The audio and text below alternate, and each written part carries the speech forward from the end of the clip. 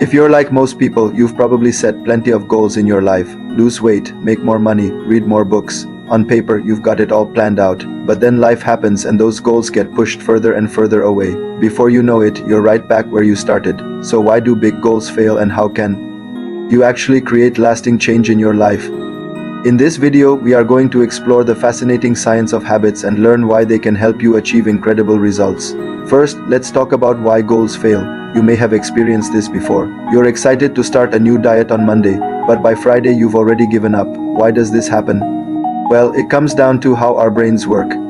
According to Dr. Judson Brewer, a neuroscientist and author of the book The Untethered Soul, our brains love instant gratification. They're wired to seek pleasure and avoid pain as quickly as possible. That is why it is so much easier to watch another episode of your favorite TV show than to sit down and read a book. Our brain is telling us to enjoy the immediate pleasure of watching TV instead of enduring the effort of reading. But here's the good news. The fact that your brain is wired for instant gratification means that you can trick it into doing what you want. In his book, Dr. Brewer describes a technique called habit stacking. This involves pairing a new habit you want to form with an existing habit that you already do without thinking about it. For example, let's say you want to start reading more books.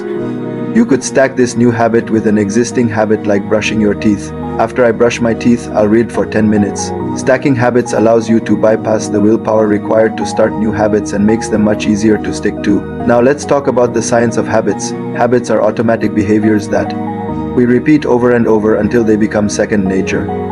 They're made up of three key components: cue, routine, and reward. The cue is the trigger that tells your brain to switch to autopilot. For example, when you feel bored, the routine is the behavior that you repeat, like picking up your phone and scrolling through social media, and the reward is the dopamine hit you get from seeing those likes and comments. The more you repeat this loop, the stronger the connection between the cue and the reward becomes, which makes it harder to break the habit. But this is also the secret to forming new habits. By understanding the cue, routine, and reward, you can hack the system and make new habits irresistible. Here's a great example. Let's say you want to start working out more. The cue could be feeling stressed or anxious, the routine could be taking a quick 10-minute jog outside, and the reward could be the endorphin rush that comes with exercising. To make this habit stick, you need to make the routine as easy and enjoyable as possible. That means putting on comfortable clothes, choosing a route that you enjoy, and listening to music while you run. The more you repeat this loop, the stronger the connection between the cue and the reward becomes, which makes it easier to stick to your new habit. Now let's dive into the power of small wins. Small wins are little victories that you achieve every day, like finishing one chapter of a book, cooking a healthy meal, or completing a small task at work. They might seem insignificant at first, but they have a huge impact on your motivation and ability to stick to your goals. In her book, The Progress Principle, Dr. Teresa Amabile, a renowned psychologist and author, explains that small wins are crucial for maintaining motivation and productivity. She conducted a study at Harvard where she tracked the emotions and productivity of software engineers over several years. Her findings revealed that the biggest boost to morale came from making small progress every day, no matter how small. These small wins create a sense of accomplishment and momentum, which leads to greater engagement and motivation. As Dr. Amabile puts it, small wins fuel transformative changes by leveraging tiny advantages into patterns that convince people that bigger achievements are within reach.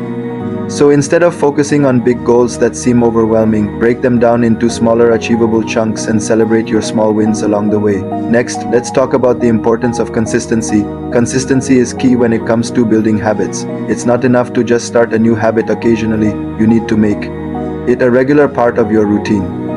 In his book, The Power of Habit, Charles Duhigg explains that the key to sticking to habits is to make them as easy as possible. He gives the example of the Goldfish, a chain of gyms that offers unlimited makeup classes. If you miss a class, you can simply make it up on another day. This makes it much easier to stick to your workout routine because there is no penalty for missing a day. Another great tip is to remove obstacles. Think about the last time you wanted to do something but couldn't because you didn't have the right tools or resources. For example, let's say you want to start cooking healthier meals at home, but you don't have the right equipment or ingredients. Remove these obstacles by investing in the tools you need and planning ahead so you always have the ingredients on hand. Finally, let's discuss the concept of identity-based habits. This approach is based on the idea that your habits should align with the type of person you want to be. In his book, Can't Hurt Me, David Goggins, an ultramarathon runner and ultra-distance cyclist, shares his philosophy of identity-based habits. He explains that instead of setting goals or resolutions, you should focus on becoming the type of person who naturally gravitates towards the habits you want to form. For example, if you want to be a healthy person, start acting like a healthy person, buy healthy foods, go to the gym, and surround yourself with people who support your healthy lifestyle. By adopting this mindset, you'll find that the habits you want to form become second nature.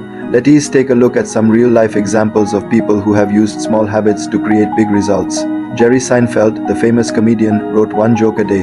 He saw it as a small achievable habit that allowed him to hone his craft and become one of the greatest comedians of all time. Kobe Bryant, the legendary basketball player, practiced the same.